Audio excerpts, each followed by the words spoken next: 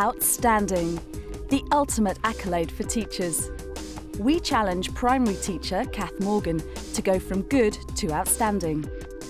A top inspector will observe one lesson. 2 experts will fine-tune her practice and beef up her presentation. She then gets 2 weeks to take on the advice before the inspector comes back for the final verdict. The line between good and outstanding is a shaky line. You never know which side you're going to fall on.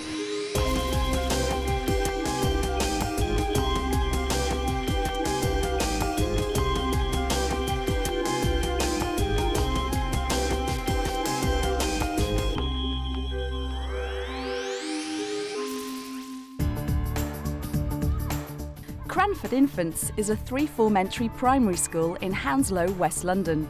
I worked for the Prince's Trust for a few years. Part of that role was going into schools, and I ended up thinking actually this is what I'd like to do. So gave it all up, did my training, and 5 years later I'm here. The school rates Kath's teaching as good. I really enjoy teaching RE and the children respond very well. Galimela, Alia? Galimela, Miss Morgan. Perfect. She's a very committed, focused, dedicated teacher, and nothing is too much for her. Kath will focus this challenge on her RE lessons with her Year 2 class.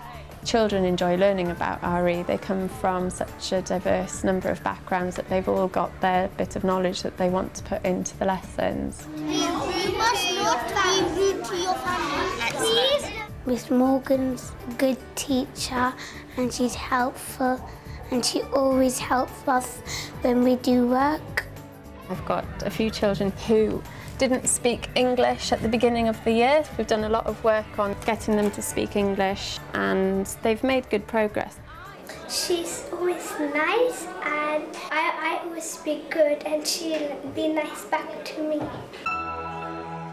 I think an outstanding teacher is someone who meets the needs of all the children in their class. I'm probably very good at imparting knowledge to the children. What I'd like to do is give them the skills to apply that knowledge in their own lives, no matter what their religion. So I think that's what I need to work on. The unit is about religious leaders because they'll come across these names and it's important that they know the stories behind them. I dreamt about the lesson last night and it went quite well in my dream, so I don't know if that's a good or bad thing really. Yeah, if it goes as well as it went in my dream, I'll be really pleased. It's the morning of her observation. With hundreds of inspections under her belt, School Inspector Claire Gillies certainly knows an outstanding lesson when she sees one. Kath has 60 minutes to impress our inspector. OK, we're going to start our RE lesson today. I want you to have a look at this person. Guess who you think this might be and tell your partner what's happening in this story. He's feeling this way like this, isn't it? Something's happening to the waves, so it like goes together. Maybe it's God because God does that, and God lives in the North Pole. No. Yeah. Pupils are very clear in their minds what makes an outstanding lesson. They talk about the warmth and personality of the teacher coming across, sensing the teacher loves the subject. And when that happens, then probably all the class is 100% absorbed in what's going on. Did anybody have an idea about who this man might be? He might be Santa. Why do you think he's Santa? Because he's holding his hands like that. He's holding his hands. And he's got a stick and he's going to get a wood top of it and put it top of the stick. You got all of that from that picture. Well done. Let's actually find out if you were right. This man was Moses. When he grew up, he was worried that all of his Jewish people were being used to do all of the hard work in the country. Moses was walking around and he saw a bush that was on fire. Can you make the sounds of the fire? And a voice came out of the fire and it was God's voice. And he said, Moses, You've got to help your people. These are the Jewish people. Moses freed them and they are in the desert. They started arguing because they had no rules. So God called Moses, so he gave him 10 rules. I enjoy RE lessons and I like learning about different religions and different gods. So today we're going to look at this board. We are learning to use a religious story to think about rules in our own lives. This is what you're going to have to do when you go back to your tables. Read the bad choices, talk about which ones are worst, write your 10 rules, and then get ready to show them to everybody else. Some people are rude to their family. What's the rule you want Omer to write? You must worship your God. Okay. Sometimes I do naughty stuff at home, but now I learned how to stop it, and that's quite interesting for me. You must not tell tales. You must not tell tales. You must not be lazy. And you were on number 15. You must. And then you had to stop, didn't you? Should we give them a round of applause? That was fantastic. What about this group over here? What did you write? Do not be rude to your family. Excellent. You must worship God. Stop being lazy and help. Stop being lazy and help. Fantastic. Excellent. Right. Can I just read one of yours quickly, Majid, out again? You must worship God. Did you know that there are some people in the world who have decided... Do not have God. So some people in the world have made a choice that they're not going to have a religion, and that is their choice. You've done fantastically well, and I'm going to stick these up on our 10 Commandments wall over here. We're going to make a display with them.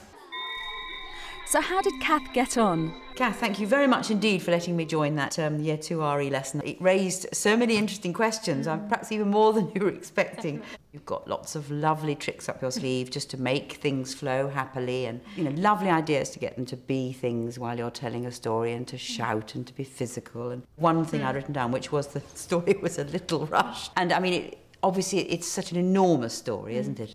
I wanted to tell the whole story of Moses, and what I had was quite a short time to get quite a lot of quite difficult ideas over to them about the different people. I was getting to the 10 Commandments, that's the bit I was getting to, but I felt that it's important that the children learn about the story as well.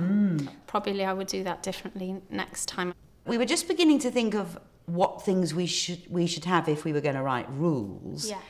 And then we were rather sort of steered into your suggestions of what people had done that was wrong, and turning that into rules. Yeah. Now, I just wonder whether the concept of ranking, which was great, whether we could have built on our own rules to then rank. It would have given you a bit more time to perhaps look at the story a little bit more, and then you could have said, well, we have got some rules here, but let's think about bigger rules. There were obviously just some moments when they were particularly writing. You could have done a little prodding to sort of just stretch some of them.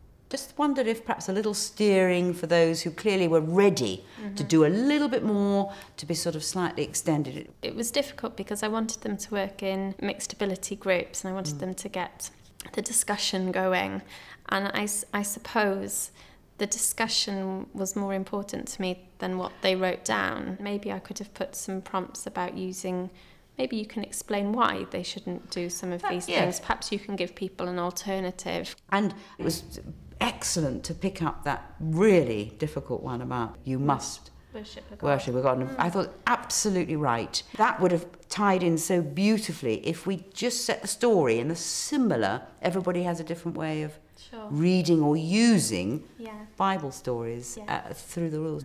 There were many outstanding features, particularly in your generic teaching skills.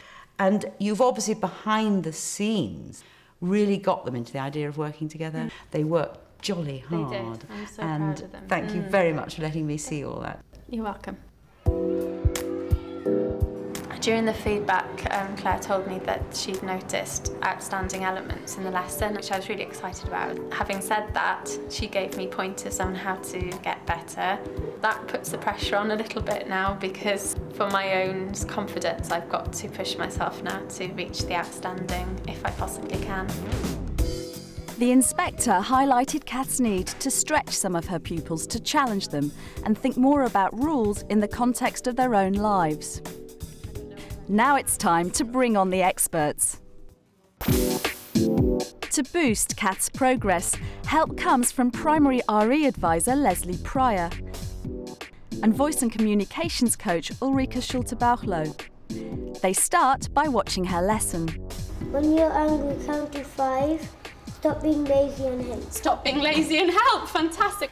I really enjoyed the lesson. I thought there was a tremendous amount about it, which was really good. The main focus for me is going to be working with Kath to encourage her to sharpen up her learning objectives. What I would want to encourage her to do is to move from a content-led curriculum to one that's perhaps more concept-led or question-led. And a voice came out of the fire, and it was God's voice. There's a danger of damaging the voice, so I will work around the different resonance areas she can access. So it's not that she has to lose it, but to vary and to build and develop more the lower resonances as well.